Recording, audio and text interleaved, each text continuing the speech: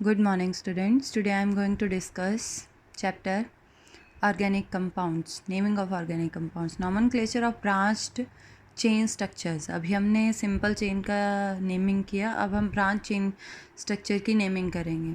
तो इसमें सबसे पहले बेटा हमें पता होना चाहिए कि प्राइमरी प्रीफिक्स क्या होते हैं, वर्ड रूट क्या होते हैं, प्राइमरी सुफिक्स क्या होते हैं, सेकेंडरी सुफिक्स क्या होते हैं। देखो ये सारी चीज़ें ऐड करके ही हमारे पास नाम आता है। प्राइमरी प्रीफिक्स होते हैं जैसे मिथाइल लग गया, इथाइल, क्लोरो, ब्रोमो, आइडो, ये सारे बेटा as a side chain present होंगे। ठीक है, अभी समझ में आ जाएगा। वर्ड रूट क्या होती है, अगर एक कार्बन के लिए मिथ, 2 के लिए इथ, 3 के लिए प्रॉप, 4 के लिए ब्यूट, 5 के लिए पेंट, 6 के लिए हैग्स, 7 के लिए हैप्ट, 8 के लिए ऑक्ट, 9 के लिए नन और 10 के लिए डेक। अगर कार्बन कार्बन सारे के सारे सिंगल बॉन्ड प्रेजेंट है तो प्राइमरी सुफिक्स वर्ड रूट के बाद लगेगा एन। अगर carbon carbon double bond present है तो विद पोजीशन जहाँ पे डबल बॉन्ड लगा है, अगर फर्स्ट पे लगा है तो फर्स्ट के साथ इन, अगर सेकंड पे लगा है तो सेकंड, जैसे ब्यूट टू इन। ठीक है, अगर कार्बन कार्बन ट्रिपल बॉन्ड लगा है तो इसको भी पोजीशन के साथ तो क्या लगाना है, आयन। ठीक है, और सेकेंडरी सुफिक्स ये फंक्शनल ग्रुप हम आगे करेंगे। बता देती हूँ फंक्शनल ग्रुप कौन कौन से होते हैं। अल्कोहल OH से रिप्रेजेंट करते हैं और इसके लिए सेकेंडरी सुफिक्स लगता है ओल। ठीक है, CHO एल्डिहाइड, इसके लिए अल लगता है। कीटोन के लिए ओन लगता है और कार्बोक्सिलिक के लिए ओइक एसिड लगता है। तो ये है when secondary suffix start from vowels then E और last E of ane ene yne should be drop during naming. तो एन इन आइन का जो ई है वो ड्रॉप हो जाता है अगर हमारे पास जो सेकेंडरी सुफिक्स है वो वॉबल से स्टार्ट हो रहा है। वॉबल क्या होते हैं, AEIOU, और इसमें एक चीज़ और ऐड कर लेना, वाई। नेक्स्ट है during naming the position of side chain is also written, it may be prefix और सुफिक्स। प्रीफिक्स हो सुफिक्स हो उसकी पोजीशन जरूर लिखनी है, वो कहाँ पे जुड़ा है। नेक्स्ट है numbering the longest chain of carbon from that side from where the side chain have least number.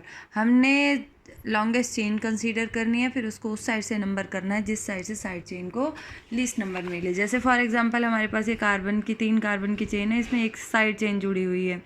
अब हम इसको चाहे इधर से नंबर करें चाहे इधर से नंबर करें, ये सेकंड पे ही आएगा, तो कहीं से भी नंबरिंग कर दो। 1 2 3 लॉन्गेस्ट चेन कंसीडर कर ली, चाहे ये ले लो चाहे ये ले लो, 1 2 3।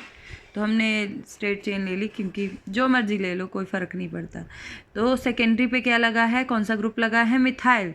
तो ये प्रीफिक्स है, पहले आएगा किससे, वर्ड रूट से। तो नाम क्या हो जाएगा, 2 मिथाइल। वर्ड रूट क्या है, 3 कार्बन के लिए प्रॉप, सिंगल बॉन्ड है सारे के सारे, एन। इसी तरीके से अब हमने 4 कार्बन की चेन ले ली, उसमें सेकेंडरी ग्रुप पे क्या लगा दिया, सेकंड पे मिथाइल। तो इसका नाम क्या हो जाएगा, 2 मिथाइल। कितने कार्बन की चेन है, 4, ब्यूट, सिंगल बॉन्ड है एन, 2 मिथाइल ब्यूटेन। बेटा अगर ये इस साइड से अगर हम नंबरिंग करेंगे तो है करेक्ट, अगर हम इस साइड से नंबरिंग करेंगे तो रॉन्ग हो जाएगा। क्यों रॉन्ग हो जाएगा, क्योंकि जो सब्सिट्यूएंट है, जो साइड चेन है, उसको हमने लीस्ट नंबर नहीं दिया। लीस्ट नंबर सबसे कम नंबर आना चाहिए। इस साइड से सबसे कम नंबर आ रहा है, इस साइड से देखो 3 आ रहा है, इस साइड से कितना आ रहा है, 2। तो राइट कौन सा होगा, जहाँ से साइड चेन को सबसे लोएस्ट नंबर मिले। ठीक है, तो अगर हम इस तरीके से 3 कार्बन की चेन लेते हैं, उसमें दूसरी पोजीशन पे 2 मिथाइल ग्रुप लगे हों, तो नंबरिंग हम किसी भी साइड से करें, इक्विवेलेंट पोजीशन है 1 2 3, 2 पे ही 2 मिथाइल ग्रुप लगे हैं, तो एग्जैक्ट पोजीशन बतानी है 2 2, मतलब 2 2। 2 के लिए क्या वर्ड यूज़ करेंगे, डाई। 2 के लिए क्या वर्ड, 3 के लिए ट्राई। सेम ग्रुप लगा है तो लगाएंगे डाई, सेम है ना मिथाइल, तो 2 के लिए डाई मिथाइल, 3 कार्बन की चेन प्रॉप, सारे के सारे सिंगल बॉन्ड एन। ठीक है, इसी तरीके से जो इथाइन है उसका कॉमन नेम क्या है, एसिटाइलिन। नेक्स्ट है आइसोमर्स क्या होते हैं, द ऑर्गेनिक कंपाउंड। वो ऑर्गेनिक कंपाउंड कहते हैं जिनका मॉलिक्यूलर फार्मूला सेम रहेगा बट स्ट्रक्चर डिफरेंट हो जाएंगे, उसको बोलते हैं आइसोमर। जैसे हमने पेंटेन ले लिया, पेंटेन का सिंपल फार्मूला ये वाला होता है। ठीक है,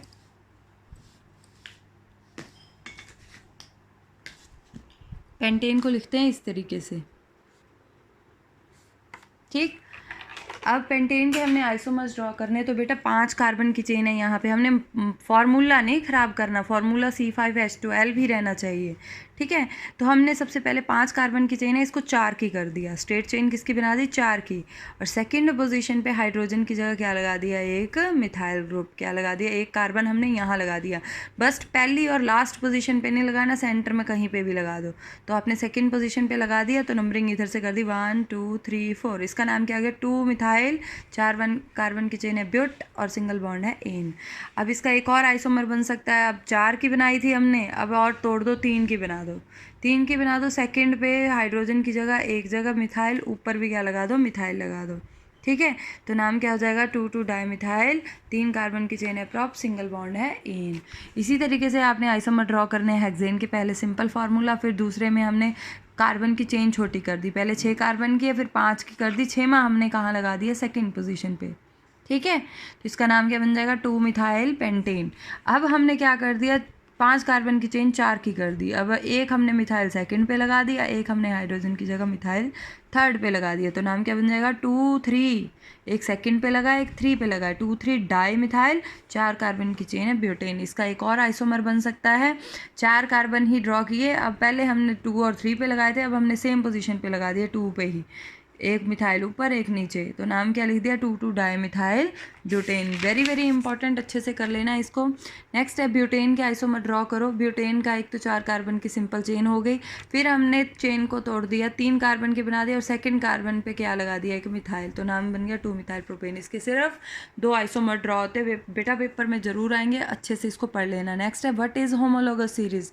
होमोलोगस सीरीज क्या होती है? Is a group of organic compound having similar structure and similar chemical property, जिसका स्ट्रक्चर भी सिमिलर होता है, केमिकल प्रॉपर्टी भी सिमिलर होती है, but in which the successive compound differ by CH2 group. बस जैसे जैसे आप आगे बढ़ते जाओगे वैसे वैसे एक एक CH2 ग्रुप बढ़ता जाएगा। देखो CH4 है, इसमें एक CH2 ऐड करो जरा, 2 कार्बन हो जाएंगे, 2 हाइड्रोजन और ऐड करो, 6 हो जाएंगे। तो क्या बन गया? C2H6 बन गया ना। मीथेन के बाद इथेन आता है, इथेन में अब एक और ऐड कर दो CH2, तो क्या बन जाएगा? C3H8। तो इसी तरीके से आप नीचे नीचे ऐड करते जाओगे, अगले फार्मूले बनते जाएंगे। तो होमोलोगस सीरीज में जो केमिकल और फिजिकल प्रॉपर्टी सेम रहेंगी, बट जो कंपाउंड है वो डिफर करेंगे, एक एक CH2 ग्रुप उसमें बढ़ता चला जाएगा। नेक्स्ट है what is functional group. An atom और a group of atom which makes the carbon compound reactive and decide its property. जो कहते हैं कार्बन कंपाउंड को रिएक्टिव बनाते हैं और उसकी प्रॉपर्टी को डिसाइड करते हैं, उसको फंक्शनल ग्रुप बोलते हैं। फॉर एग्जाम्पल एल्कोहल, एल्कोहल के लिए ग्रुप यूज़ करते हैं हम OH। अगर इथेनॉल में प्रेजेंट है C2H5, मतलब एक हाइड्रोजन की जगह किसने ले ली? OH ने, is an example of functional group, ठीक है। अब कौन कौन से फंक्शनल ग्रुप है? हेलोजन है, जैसे क्लोरीन, ब्रोमीन, आयोडीन, ये भी फंक्शनल ग्रुप है, बट एज अ प्रीफिक्स लगते हैं। अल्कोहल, एल्डिहाइड, कीटोन, ये एज अ सुफिक्स लगते हैं, सेकेंडरी सुफिक्स। अल्कोहल के लिए OH वर्ड यूज़ होता है। एल्डिहाइड को इस तरीके से भी लिखते हैं और इस तरीके से भी लगा हो सकता है, ये तो कन्फ्यूज़ नहीं होना। कीटोन इस तरीके से भी होता है और इस तरीके से भी इसको लिखते हैं। कार्बोक्सिलिक इसको ऐसे भी लिखते हैं और इसको इस तरीके से भी लिखते हैं। अगर यहाँ H है तो एल्डिहाइड है, अगर यहाँ OH है तो कार्बोक्सिलिक है।